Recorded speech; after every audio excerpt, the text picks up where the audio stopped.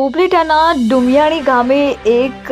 BRC college ખાતે આનંદ મેળાનું આયોજન કરવામાં આવ્યું। રાજકોટ જિલ્લાના ઉપલેટાના ડુમિયાણી ખાતે આવેલ વજ્રભૂમિ આશ્રમ બીઆરસી કોલેજ ખાતે એક આનંદ મેળાનું આયોજન કરવામાં આવ્યું હતું, જેમાં વિદ્યાર્થીઓ દ્વારા અલગ અલગ સ્ટોલ કરવામાં આવ્યા હતા, જેમાં ખાણીપીણી, કટલેરી જેવી વસ્તુઓ તેમજ અલગ અલગ વેરાયટીઓ રાખવામાં આવેલ હતી, જેમાં કોલેજના વિદ્યાર્થીઓ તેમજ ધોરણ 1 થી 12ના સુધીના વિદ્યાર્થીઓ દ્વારા આ આનંદ મેળામાં ભાગ લેવામાં આવ્યો હતો, જેમાં બહોળી સંખ્યામાં વિદ્યાર્થીઓ ઉપસ્થિત રહ્યા હતા અને આ આનંદ મેળામાં કોલેજના ટ્રસ્ટીઓ તેમજ શિક્ષકગણ હાજર રહ્યા હતા અને વિદ્યાર્થીઓને પ્રોત્સાહિત કર્યા હતા। નમસ્તે, હું રેશમા પટેલ, વ્રજભૂમિ શૈક્ષણિક સંકુલના ટ્રસ્ટી છું। આજે અમે અહીંયા એક આનંદ મેળાનું આયોજન કરેલું હતું। તેમનું ઉદ્ઘાટન સંસ્થાના સ્થાપક શ્રી વણવરે કર્યું હતું અને તેમને પણ આ આનંદ મેળામાં જ્યારે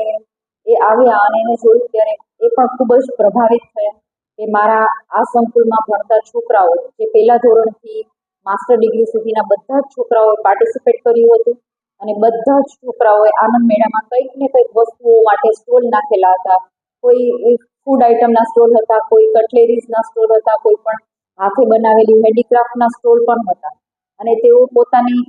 પોતામાં રહેલી જે પ્રતિભાઓ છોકરાઓમાં છે એ કઈ રીતે બહાર લઈ આવી, એ લોકોને કઈ રીતે કામ કરવું, બિઝનેસ કઈ રીતે કરવો, એનું પ્રેક્ટિકલી નોલેજ એમને વધે એ માટે આજે આનંદ મેળાનું આયોજન કર્યું હતું અને આ આનંદ મેળામાં અમારે બહારથી પણ ગેસ્ટ આવેલા હતા। તેઓ પણ ખૂબ જ પ્રભાવિત થયા, તેઓએ પણ ખૂબ આ આનંદ મેળાને એન્જોય કર્યો હતો અને આ આનંદ મેળામાં મારા સ્ટાફે પણ ખૂબ જ સારી રીતે છોકરાઓને નોલેજ આપ્યું છે, એને સપોર્ટ પણ કર્યો છે અને ખૂબ જ સફળ રહ્યું છે આ આયોજન અમારું। નમસ્તે, મારું નામ વાલેરા પરેશ છે અને હું વ્રજભૂમિ શૈક્ષણિક સંકુલની અંદર નર્સિંગનો 3rd યરનો વિદ્યાર્થી છું। આજ રોજ અમારી સંસ્થાની અંદર આનંદ મેળાનું આયોજન કરવામાં આવેલું હતું, જેની અંદર વિવિધ સ્ટોલો ઉપલબ્ધ કરાવવામાં આવી હતી, જેની અંદર ખાણીપીણીથી લઈને કટલેરીથી લઈને એકો એક વસ્તુ ઉપલબ્ધ હતી અને એનું જે કોમ્યુનિકેશન અને જે એની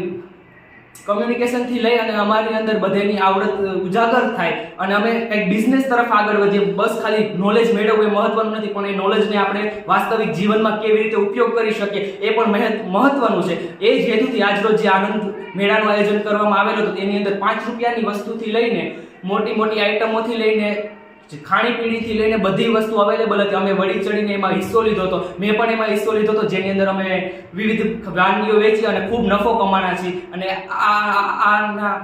આયોજનના ભાગરૂપે અહીંના જે સ્ટાફ છે એને અમને પૂરતી મદદ કરી છે। જે વસ્તુ ઘટતી હોય બધી વસ્તુ અવેલેબલ કરાવી છે, જેની અંદર નાના ભૂલકાઓથી લઈ પહેલા ધોરણમાં અભ્યાસ કરતાથી લઈને 12મા ધોરણ સુધી, એ પછી nursing, BEd, DRS college, MRS college, BEd નર્સિંગના વિદ્યાર્થીઓ બધા લોકોએ એમાં ખૂબ ભાવપૂર્વક ભાગ લીધો હતો અને ખાવાનું બનાવ્યું, પોતે પણ જમ્યા અને બીજાને પણ જમાડ્યા અને ખૂબ ફાયદો કમાવ્યો, ખૂબ નફો કમાવ્યો અને અમને લોકોને ખૂબ મજા આવી અને આવડી મોટી સંસ્થાની અંદર આવડું મોટું આનંદ મેળાનું આયોજન કર્યું એ બદલ એમનો ખૂબ ખૂબ આભાર અને ખૂબ મજા આવી।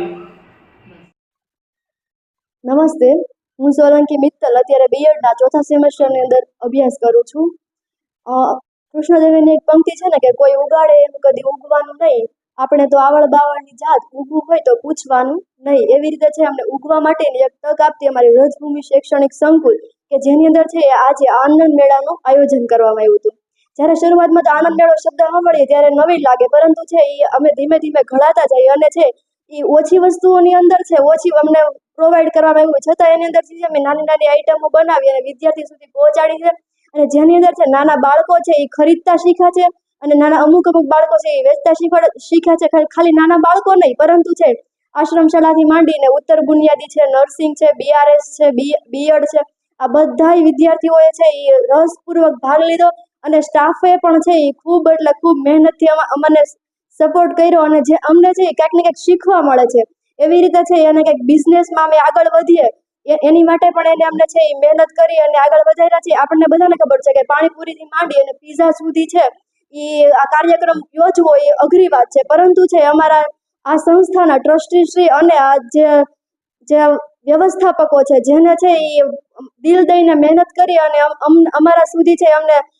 હકારાત્મક છે એ ઉર્જા ઉત્પન્ન કરી શકે, જેથી કરીને અમને કામ કરવાની પણ કંઈક મજા આવે અને આમ ખરેખર આખો દિવસ કેમ જતો રહ્યો ને એ ખબર ના રહે. સાંજ પડે તોય તો એમ થાય કે નહીં, હજી આનંદ મેળો આગળ વધારે હાલે તો સારું. એવી રીતે છે આમ અમારી અંદર ઘણા બધા સ્ટોલ હતા કે જેની અંદર છે ઈ ચા, પછી દહીંવડા, પીઝા, પછી પાણીપુરી છે, પછી છાશ અને ફૂડ જે અલગ અલગ હોય એની અંદર છે અમારા વિદ્યાર્થીઓએ છે ખૂબ સહકારથી ભાગ લીધો છે. અને જેના માટે અમે છે આ ટ્રસ્ટીને અને આ વ્યવસ્થાપકોને અને જે વિદ્યાર્થીઓએ ભાગ લીધો છે એના આભારી છે.